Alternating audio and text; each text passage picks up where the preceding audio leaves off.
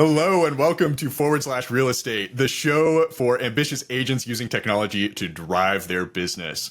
Today we've got Brian Icenhower. Brian is a real estate coach and industry OG. He's got over 30 years of real estate experience.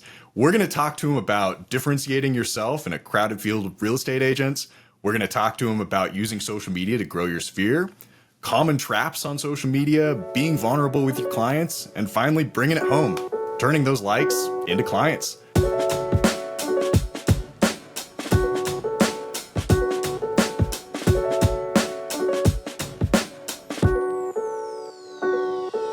Brian, this has been a long time coming. Thank you for joining us on the show. I feel like we've been in orbit for a while, but haven't been able to connect the dots.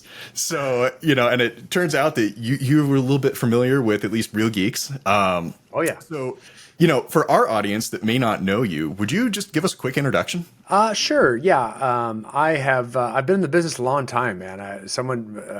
My wife, who's a little bit younger than me, she told me 35 years now I've been in the real estate industry. And the whole time, usually, I guess a long time ago, probably 30 years ago, I ran a real big team before teams were really big. And then it turned into brokerages, and over the years, brokerages, a coaching company started out, and mortgage companies, title companies, insurance companies, property managers. So I kind of got a hand in all that. But my baby is our coaching and training company, and that's been going strong here for a good solid more than a decade now. And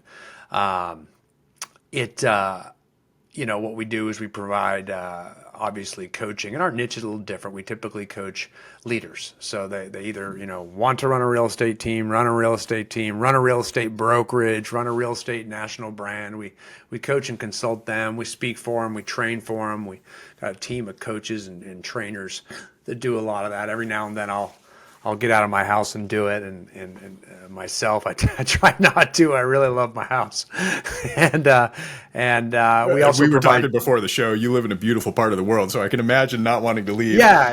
I'm kind of a homebody, we also provide online training systems for them. That's kind of something that we've rolled out the last couple years, where we provide an agent management portal for a lot of our clients, where they're able to create their own courses, do a lot of their own, use any of our training courses, certify their agents, provide designations and certificates of completion so they can put those little initials after their name and use them to recruit and retain agents at a high level. It's all built in with AI, so they can actually hold in-person training courses with me on the screen, training, and provide student workbooks with presentation slides and all that for hundreds of our courses. And they can create their own. They can create their own courses on how they want to use Real Geeks for their CRM, or how they should use their MLS systems, or even courses on how to fill out their listing agreements and their own forms and disclosures and things like that. It's got an AI course creator built into it. So that's been our baby, and that has taken off like gangbusters. So I'm learning the tech. An old guy learning the tech world's kind of funny too. Well, yeah. I mean, I think there's a couple things I want to talk to you in there about. Obviously the industry is in a whole world of change, and yeah. I a lot of times find that it's useful to go back and talk to the guys that have been there and done that. But we're gonna hold on to that, because the main thing we wanted to talk to you about was social media. But even before that, I was watching one of your videos just a few seconds ago, and you had said there was a couple of sentences, and I was like, oh yeah, I think I really resonate with this. In your population, probably 1% of the population is agents, right? And so just about anywhere you go. Yeah. Right. And so you were talking about needing to differentiate, and being a marketing guy, all about differentiation. And then you had followed it up with, your client needs to work with a professional, not someone that is, just doing it as their side gig. And you had given a example of going up to the counter when the person doesn't really want to deal with you. And so I was hoping that I could get you to expand on this idea a little bit, because we really think about creating content and creating products for the ambitious agents. Right. Me too. We're aligned. We're aligned. Right. Yeah. Right. Exactly. So, yeah. So if you're not one of those, this might offend you. Yeah. I'm looking for some clickbait here. There you go. That'll do it. It's true. 1% of the population, generally speaking, is real estate agents anywhere you go. Mhm. So you can just look at your MLS population, look at your city's population, and typically, it's around that 1%, give or take. And so you kind of, and especially in light of, I think the commission lawsuits got so much mainstream media publicity.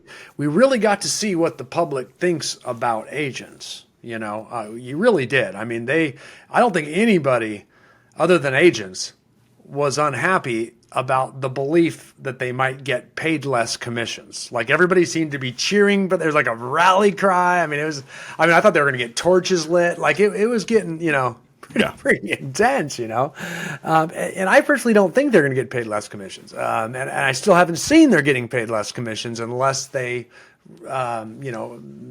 doing things wrong, in my opinion. However, that public sentiment made itself known, and I think a lot of that is they think that agents don't deserve it. And if you're one of those ambitious agents that really hones their craft and is serious about generating new business and improving, I'm speaking to the choir. But for the non-ambitious agent, you need to separate yourself from them. And the example I use that you're referring to is, have you ever been up to a counter or a booth? I always think about our local farmers market. We have this wonderful farmers market, right? And you can go to each booth, but there's this one guy, it's the hummus guy. Okay. The hummus guy has all these, he has them all laid out, and he's almost like the soup guy in Seinfeld. He's got all this hummus, and you really want his hummus because it's good and all these different flavors and stuff, and it's great. And there's this big long line for the hummus. And then by the time you get up to the front, he acts like he's too busy for you. Like he doesn't want to deal with you. And I never go to the hummus guy. I don't care how good his hummus is. He made me feel bad. And all those people that are in line, they're all first timers, because we do live in an area where people come in for the weekend and they're tourists. But none of the locals like the dude. The guy's not even local. He comes in from someplace like an hour away, quote unquote, probably the inland. And what happened? Sorry, I'm getting territorial. And all of a sudden it just makes you feel bad. And if you've ever been up to a counter of someone who acted like they were too busy for you, they didn't really care, or that you were just lucky to be there, which happens a lot, man, you just feel terrible. And you want, it's strange, the negative emotions that it invokes within you. You want that person that's being that way to you to fail. It's weird. You're going to lose all your business. That's what's going through your head. Like you want them to fail as a result of their attitude. Oh yeah. We're super interested in kind of like the connections between technology and real estate, and, love having guys like you that spend a lot of time talking to agents on the show. And, we really wanted to dig into your opinions and perspectives on social media in particular. And, so one of the things that, I think I've got your opinion on this already, but, I think it's a good place to start is social media. Like, do you enjoy this, or is this work? So no, if it was not for business, I would never be on social media. I might be have one of those stalker profiles that just watches things. I have a lot of friends my age, like so many Gen Xers do that, man. They're on there, but Right. they're not contributing anything. They're just taking, right? So I Right. might do that. I'm not sure. But no, I have to do it for business. And to do that, the most effectively, you have to kind of sell out your profiles online. And you're not going to learn much about me personally on social media. You will see my wife, you will see our kids, and it looks like we're just all perfect and vanilla and happy little family. And look, I'm running for mayor, that's what you're going to see. You're not going to get much real out of me on there. Yep.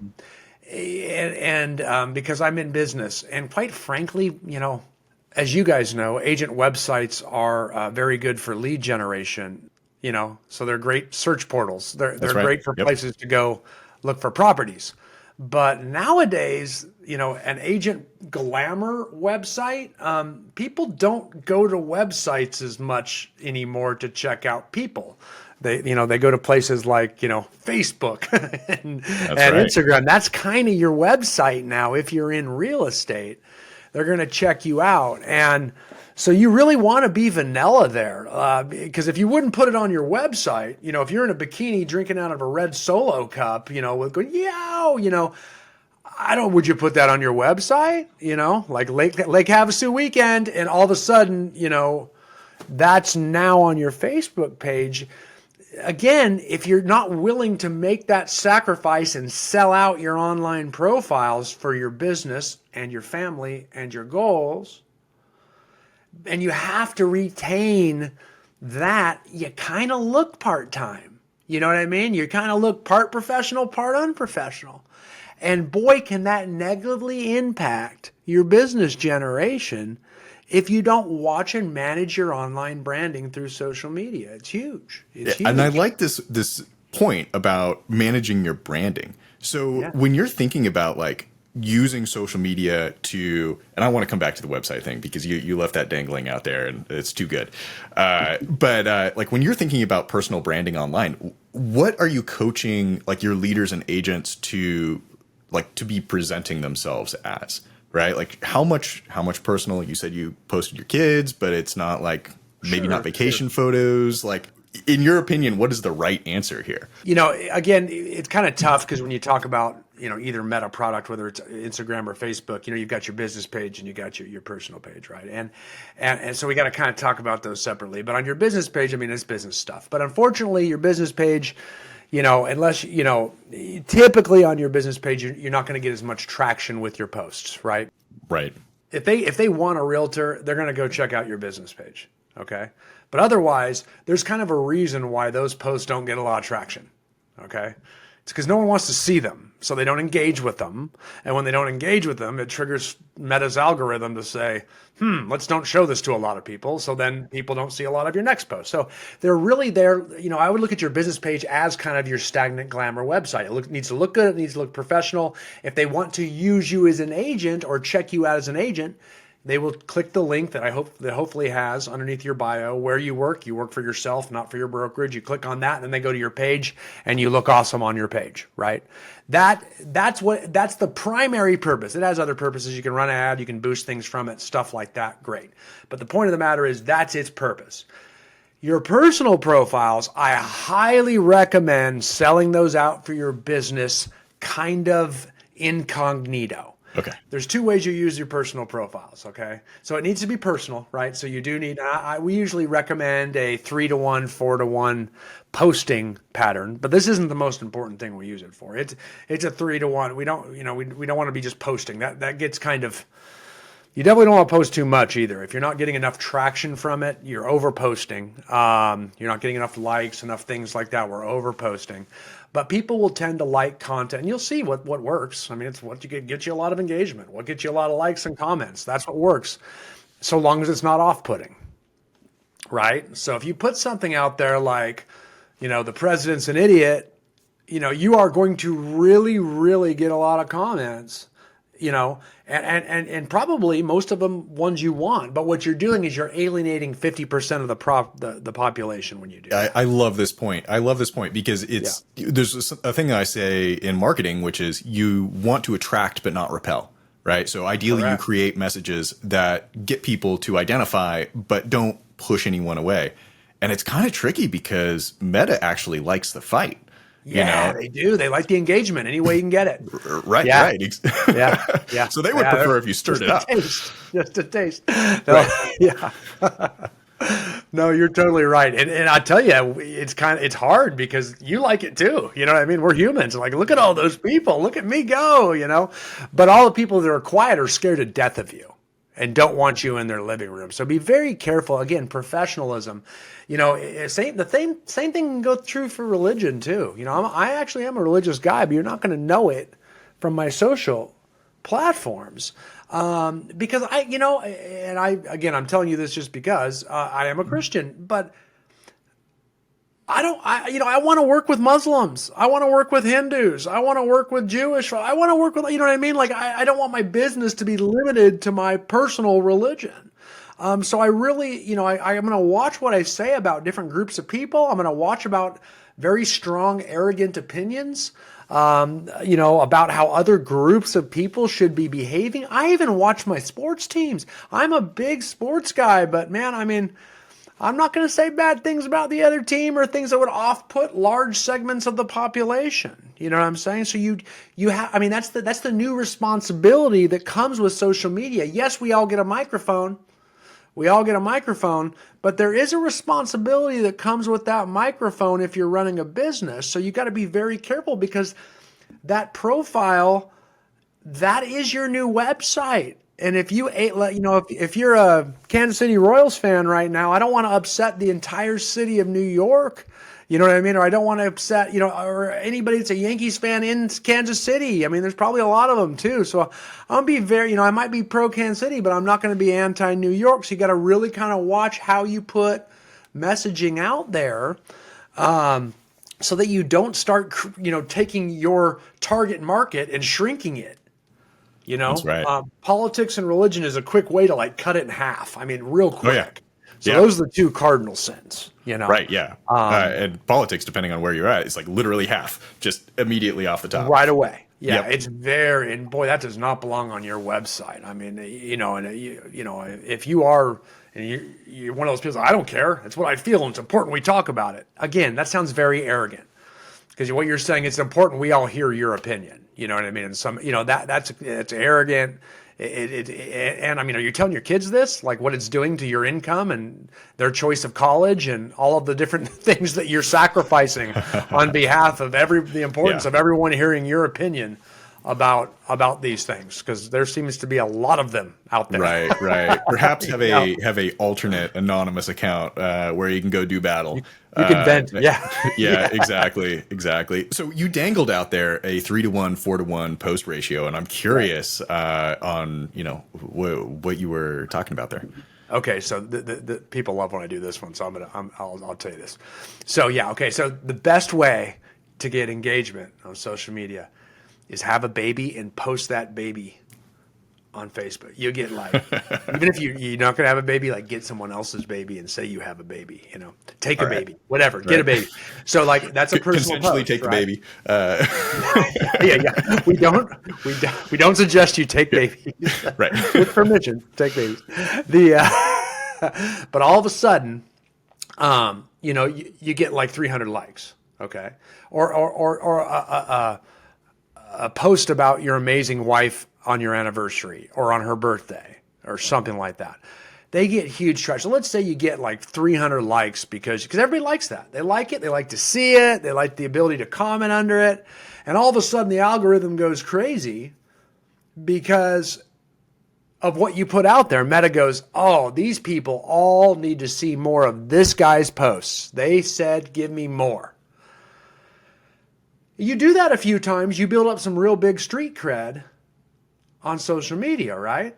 Then you might be able to sneak in this big new luxury listing you're proud of, like a listing video of you at the beginning going through the house. And now all those people realize, whoa, he lists some pretty big, powerful houses. This guy might be competent enough to list our house, for example, right?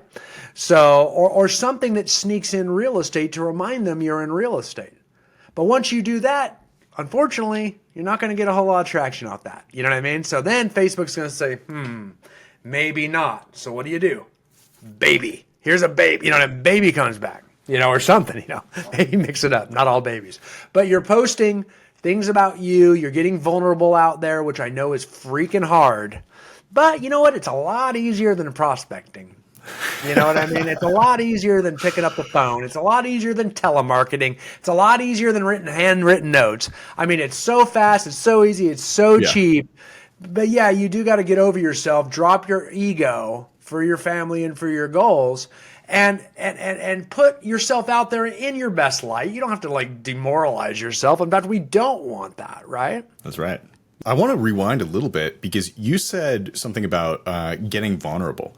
And I've heard you talk about this a couple of times, and I'm wondering if you could drill into that and tell me, what exactly that means.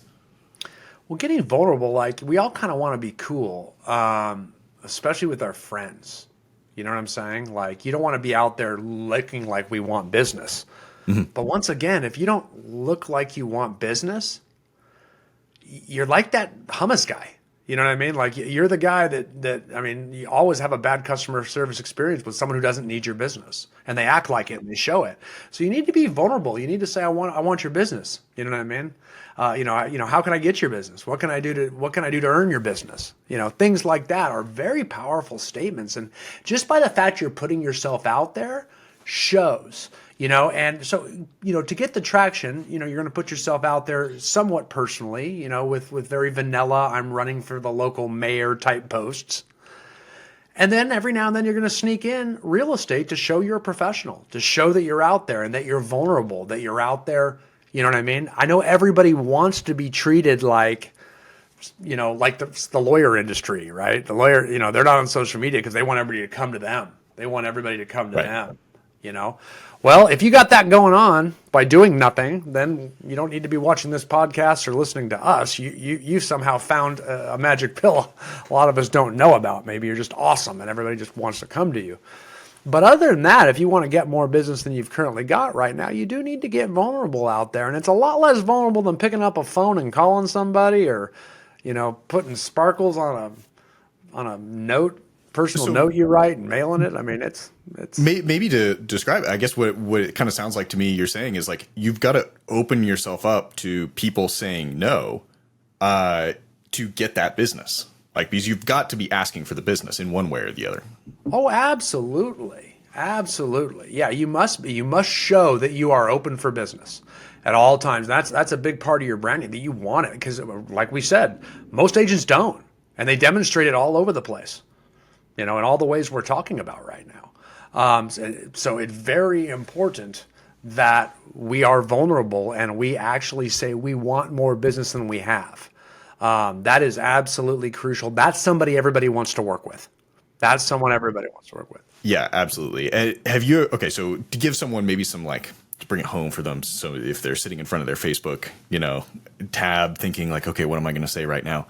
Like, what are some of the greatest hits that, are, because we've said basically you need to demonstrate your expertise. You need to be professional. You need to, basically be putting yourself out there, like when you think about like some of the best people that you coach that are doing this, like what are they saying in these Facebook posts? I think that they're trying to help their community in a lot of ways. You know what I mean? Like, so if I'll be example. Like, I mean, they could be talking about, hey, have you gone to this restaurant? It's new. And they're promoting the restaurant. They're promoting the restaurant owner, or they're promoting like an organization, maybe the Boys and Girls Club. So they're showing that they're giving back to the community just even by talking about it. Right.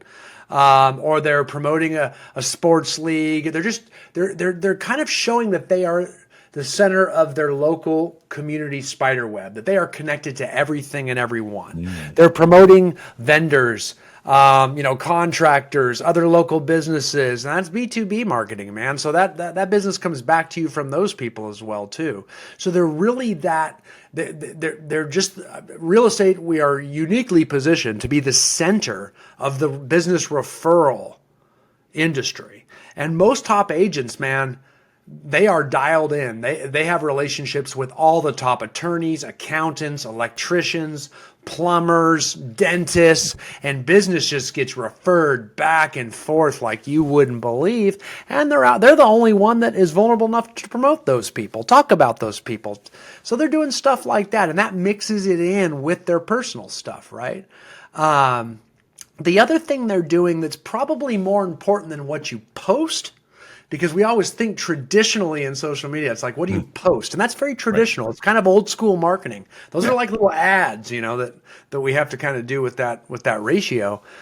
But really what the top agents are doing is they're listening and engaging with other people's posts more.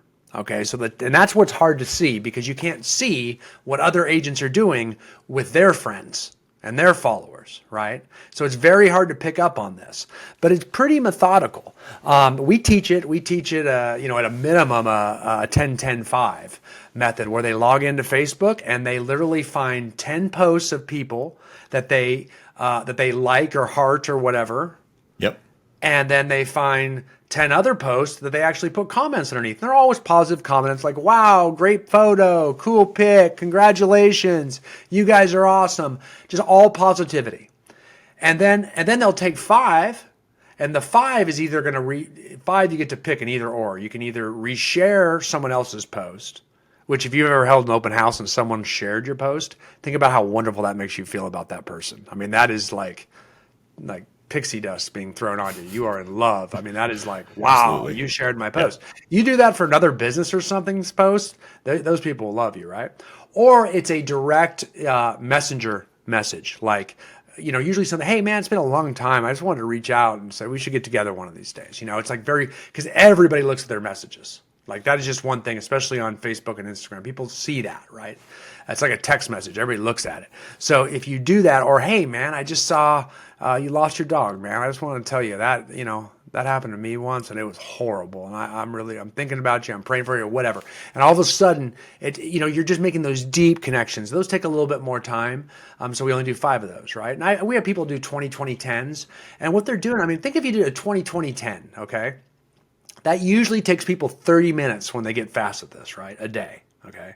So every day they go in and out like a ninja on social media. Don't get stuck in there and, just start browsing all the crazy. That's the trick. That's the trick. It is a trick. Yeah. So you time block it, you get in and out. Yep. And usually have something at the end of it already scheduled that you have to do.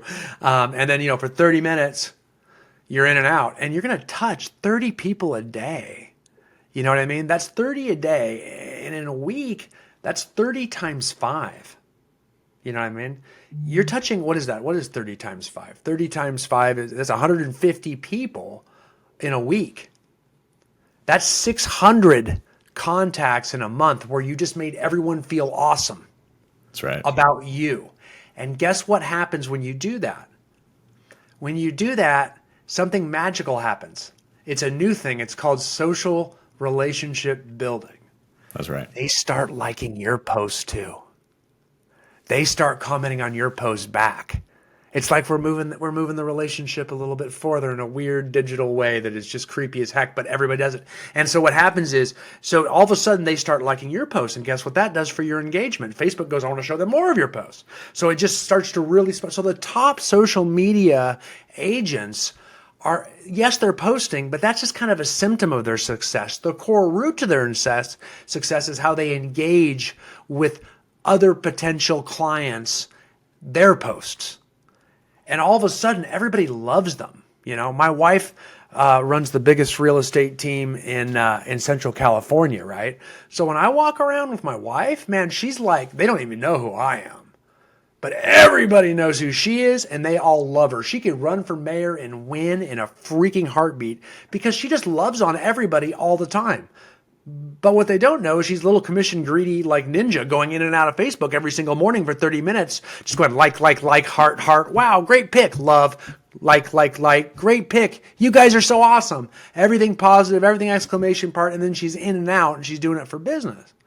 That's the idea behind it. But boy, it really does spread some really good mojo out there. You know what I mean? You're turn it into a machine. And I love that. And I guess the great thing about all this is, like, it doesn't cost you or the businesses that are referring, likes and shares, like anything, right? And you're just getting more exposure from that algorithm.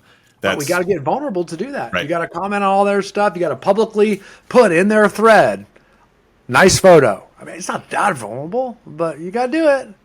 I think maybe people that are starting out on social media get a little bit afraid of this. Like, well, if I engage, then maybe I'm associating with this thing, and it might feel like there's some sort of negative potential there. But I guess to me, it kind of feels like, well, if you don't do that, then the same thing is going to happen that if you do it just once, which is no one will see it, right? So it's like there's no downside here. No. I mean, I really doubt that anyone, if you post on some entity, or some person, the only person that's going to really see that is the people that are their friends, and their friends typically like that person. And even then they have to look and go down and look at all the threads and stalk them and things like that. I really don't see a lot of that come into play. I don't hear that one very much. We talked a bunch about like the traps that agents potentially fall into. And one of them that I've had other guests mention is the kind of showboating on like, oh, look at how much like commission I'm making on this thing, Yeah. right? Yeah. And especially we were talking about the reputation of the industry, and it seems like you could swing that pendulum like so far past professional in the other direction that you're like bragging about how great your business is doing, which I understand because you poured so much effort into that thing, but you could be off-putting in the other direction. It's sort of like like attorneys bragging about like all the cases they've won. It's like this gets cringe fast. So I'm wondering what your opinion is on how to thread that needle. That's a great one. I have my own theories behind why this is a new trend, right? This is a new trend. I think a lot of it's okay to say you're number one in sales, things like that, because I get people when you go on Amazon, most people buy the thing that has the most reviews. So say that you have the most reviews or the most sales because clearly you're a tested commodity and everybody tends to like you. That makes you safe. Okay. So I draw the line there. Okay. But when you start talking about dollar amounts and things like that, it gets, and you can only do so much bragging, period, right? So do that every now and then, but really, not that often, okay? You can say you're number one in the town, you can even, whatever, that's okay. But I think it's here's where I think it comes from, okay? Here's where I think it comes from, and I like a lot of these companies I'm about to mention, but I think with the profit sharing, revenue sharing, it's created this need, which I get it, but it's created this belief that there is a need to talk about your success financially so that other agents follow your path. They come on your team. They join your brand for revenue share. You know what I mean? So suddenly you've got all these agents popping up out of the woodwork. They've become agent centric, not consumer centric anymore. They're more focused on what other agents think of them at the expense of their possible real estate clients. And that is, and I think that's really contributed to a lot of the negative perception where they think agents make too much and their commissions should be cut, because we're out there talking never-endingly about, we're showing ourselves in jets and our new cars and the amount of passive income we make or the amount of money agents on our team are making and lavish lifestyles, all the things that go with it, to try to get more agents to follow us at the expense of the consumer. And that, to me, the consumer has spoken. They're out there saying agents don't deserve it. They're all making way more than the rest of us. Because guess what? Those are the loudest voices. There's a lot of agents that aren't like that, but they're quiet. No one sees or hears from them. Right. It's these ones out there talking about, hey, I'll tell you how to make more money, get into real estate, or come to my team, or come to my company, or passive income is what you need. And they're all like financial gurus. They tend to be like gym gurus, depending on the season as well, too. It just whatever's got them excited without a filter. It's on social media, and I get they're excited, and I suppose that's okay. But we really need to make sure that we stay professional. We really do. Hopefully you don't see attorneys and accountants and doctors and other people that call themselves professionals out there talking about the level of income and success. Truly professional agents tend to hide their big vacations and hide, all of their success because they want to be viewed as humble and modest. Well, you want to be an approachable expert, right? And so if you put this image out there that you're, on some pedestal, untouchable, are you going to get the question that's like, hey, I'm trying to buy a second home, but I'm trying to figure out my finances. Can you help me? You're just probably not going to get that. Absolutely. So I do think that's a trend that has really happened lately. I really think that's happened in the last 4 or 5 years. Social media has been around a lot longer than that, but I've seen that really pick up, and I've heard the comments, and I've seen it, and I really wish we could, but I see that being taught and coached and trained, out there. Like, this is what you do to grow your following for all, I get it, but at what expense? Because, typically what happens is, sales take a hit from this perceived arrogance. Like, everybody should do what I do and you'll be as successful as me. That, that's not going to be received well by your clientele as well. Do we really want to bring this guy in? Right. I mean, look Right. at this guy. He Right. really thinks he's something. Right. Yeah. Okay. So we've talked a lot about, like, do's and don'ts on social media, and like how to present yourself and common traps and all this kind of stuff, and as well as your formulas for how to interact. And so the agents out there, they're driving a bunch of interaction, they're presenting themselves the right way. How does this actually end up? Like, what's the next steps that aren't just magic, Right. that end up as, dollars in the bank? Yeah. We're kind of like, what's interesting is we're kind of developing a sub database. You know what I mean? On Instagram, Facebook, and everything else, right? So they know who we are. They're becoming familiar with us, right? Which is good, because that's like a cold call to a warm call, So then we want to start to try to use that familiarity. I mean, you've seen it, right? You're loving on someone else's post for a while. They're loving on yours, but you've never met in person. And then when you do meet them in person, you don't even act like it's a first meeting. It's really weird. Like, you've got a digital relationship and it just translates into in person. And or you think you've really met them in person, you know what I mean, when you really haven't. That happens so often, right? Absolutely. So you've kind of teed up this database, which to me, they all belong in your sphere of influence, right? So at that point in time, we got to put them into our real database, right? So we got to do that a lot of different ways, okay?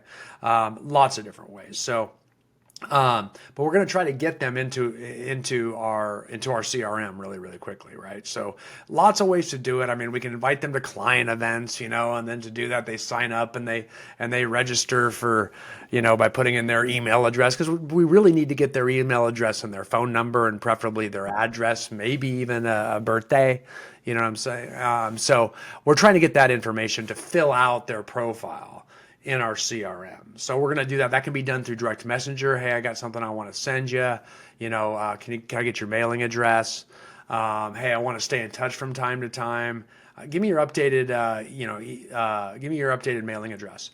I usually start there because that's harmless. And I'll say, hey, while I got you, can I have your email and phone number too? And that can be done through Messenger. That's probably the fastest way to do it, is try to knock out 50 people a day in Messenger that way.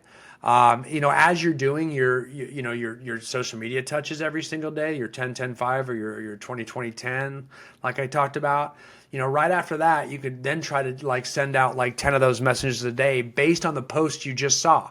Because if you just interacted with a post and then you send the message, it's like, hey, I was just thinking of you because I saw your post. You see what I'm saying? Right. Absolutely. And all of a sudden, especially this time of year, as you move into the fall, because now we're rounding out Christmas lists, right? So we're going to send our family Christmas cards. So again, you're in real estate. I would make sure your family Christmas card goes to every single member of your sphere of influence database, right? That's a great way to get vulnerable, and it's a great way to ask for contact information. Well, and we're playing a long game here, so I'm guessing also that you'd probably suggest, if you're doing your time blocking, you're making calls, you probably want to be developing that voice to voice relationship with this person, so that you're not finding out about a real estate transaction when they post on Facebook, hey, we just sold our house and we're moving across the country. Right. Yeah, absolutely. I mean, you start to see, you know what I mean? You're not just calling out of the blue. You're not just messaging out of the blue. You literally know what's going on in their life. You know what I mean? Like, they're fixing up their house. They're, you can start to see all the different telltale signs of the ones that you should be reaching out to. And you're up to date. Everything is very organic. It flows nicely. You know what I mean? Like, they just had a baby. I mean, typically people having babies and stuff, they're looking to move up, or they're looking to buy their first house. You just start to see that, or you start to see people especially you live in Florida right now. Like, hey man, do you need, Do you need anything, like anything they need? Do you need a tree trimmer? Do you need a handyman out there? That's what we are. We're the center of that referral web. So then we reach out to the handyman. Hey man, I want to send this client to you. What's your phone number? What's your email address? Boom. He's in there. My tree trimmer's in there. What else do you need for a flood? I don't know. All the stuff that you would need to like help people out with flood damage. Yeah. You know what I'm saying? They post in there a terrible leak in their basement. They post in, anything. You say, hey, let me help you. I got a bunch of clients. I mean, I'm a local agent. I got tight connections. We sell a lot of real estate, so I give these guys a lot of business. So I can hold these guys to the highest possible standard for customer service and make sure they give you really, really good prices and a bid. So let me send over a couple guys. Take this off your hands. And man, you're a godsend coming out of the blue with stuff like that. And there are reasons to get contact information for both parties, the party you refer and the party you're talking to. And again, you're not even picking up the phone half the time. And if you are, you're giving people what they want, business or help. You know what I mean? So be that connector and be that good person that's spreading positivity and help out there. That's a way to generate business, not angry political posts, bikinis, how much money I make, get out there and help people. I think that is probably where we need to end because I don't think it gets much better than that. So, Brian, take us home here. Where can people find you? We're at Icenhowercoaching.com is probably the easiest way to find me. Icenhower. Coaching.com. You can check out all our stuff online, everything we do, our trading systems, our coaching, get a free coaching call, all that kind of stuff. Would love to meet you. Love to bring you into the community. Sounds great. Thanks again for taking the time, and we'll have to do this again soon. Would love it, Chris. Thank you.